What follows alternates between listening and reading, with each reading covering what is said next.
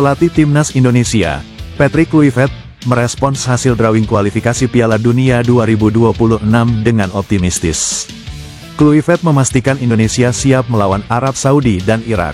Kluivert menyebut kedua lawan Indonesia adalah tim yang kuat dan sudah dikenal cukup baik. Pelatih asal Belanda itu menekankan pentingnya persiapan matang agar tim Garuda dapat bersaing secara kompetitif. Dua negara yang tergabung bersama kami adalah negara kuat dan kami mengenal mereka dengan cukup baik. Yang paling penting sekarang adalah mempersiapkan diri dengan baik, menganalisis kekuatan mereka, dan siap menghadapi mereka, ucap Kluivert. Timnas Indonesia dijadwalkan melawan Arab Saudi pada tanggal 8 Oktober.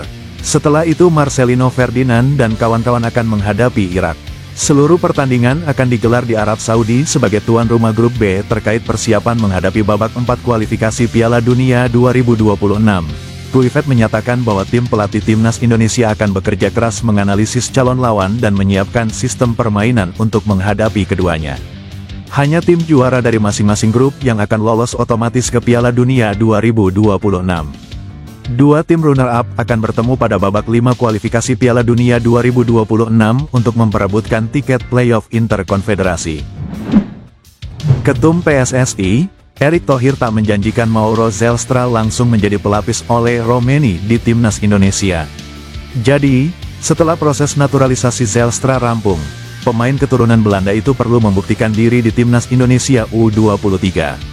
Mauro Zelstra kemungkinan baru bisa memperkuat Timnas Indonesia U23 saat kualifikasi Piala Asia U23 2026 pada 1-9 Desember tahun 2025. Erick menegaskan setiap pemain perlu bertahap untuk pemain bisa menembus Timnas Indonesia senior. Jadi, performa Mauro akan dipoles lebih dahulu di Timnas kelompok umur.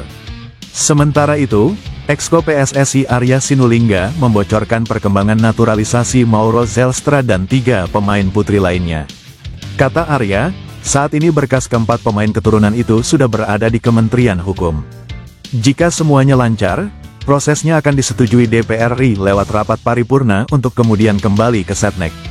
Lalu, diterbitkan surat keputusan Presiden untuk dilangsungkan pengambilan sumpah janji setia pewarganegaraan. Pascal Struijk masih menjadi sorotan terkait kemungkinan naturalisasi untuk Timnas Indonesia.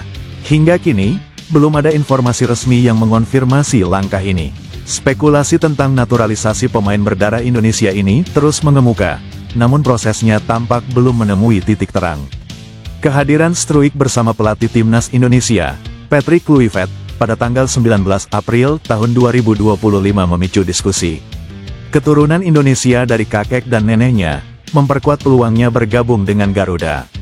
Media Belanda, Voetbal Primer, melalui podcast Denny van Laar pada September tahun 2024, menyebut Struijk telah diizinkan membela Indonesia, meski PSSI belum memberikan pernyataan resmi.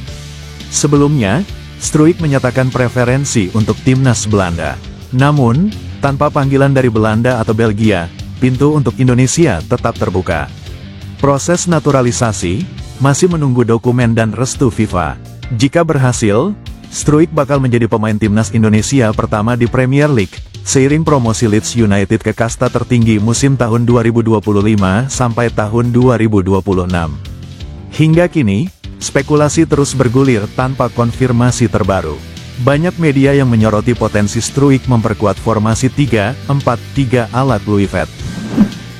Striker Timnas U23 Indonesia, Jens Raven mengaku sangat bahagia usai mencetak 6 gol dalam matchday pertama grup A Piala AFF U23 2025 kontra Brunei Darussalam.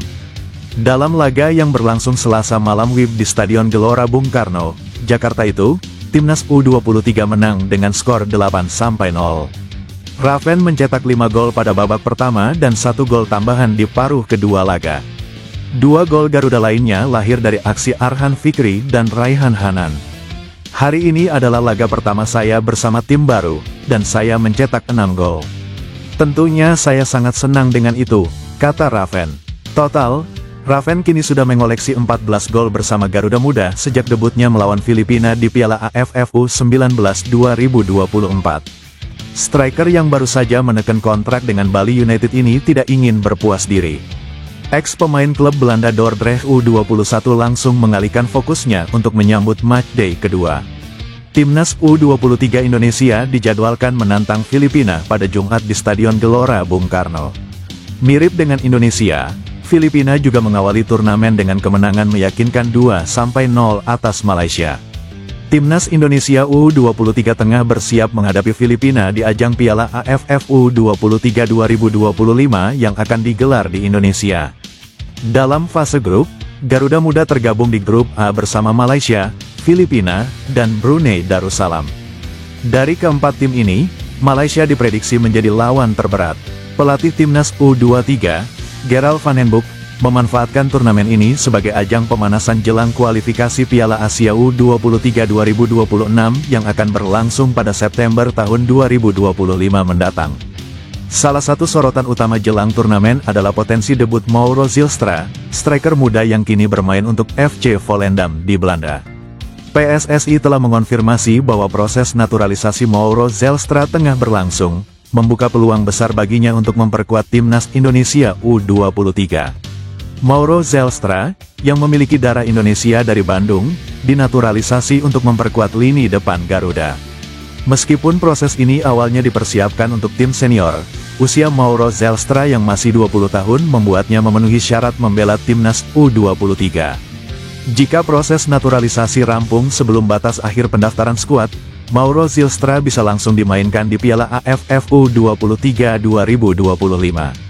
Ketua Umum PSSI, Erick Thohir, menyebut belum bisa memastikan apakah Zylstra akan diprioritaskan untuk tim senior atau kelompok umur. Namun, tak menutup kemungkinan pemain tersebut akan membela keduanya jika situasi memungkinkan. Sebagai targetman yang memiliki keunggulan fisik dan naluri mencetak gol yang terasa di kompetisi Eropa, Mauro Zylstra dinilai sesuai dengan kebutuhan timnas saat ini. Ketajamannya di depan gawang diharapkan dapat menjawab masalah ketumpulan lini serang Indonesia dalam beberapa turnamen terakhir. Lebih dari itu, Mauro Zylstra adalah investasi jangka panjang. Selain teknis dan postur, ia masih muda dan belum mencapai puncak performa, yang membuatnya punya potensi berkembang jauh ke depan.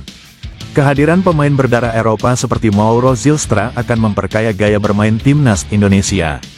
Ia bisa menjadi referensi taktik dan teknik baru, khususnya bagi para pemain muda lokal yang kini menjadi tulang punggung masa depan sepak bola nasional. Keputusan Elkan Bagnot untuk tidak bergabung dengan timnas Indonesia dalam laga kualifikasi Piala Dunia 2026 sempat menjadi perbincangan dan cibiran.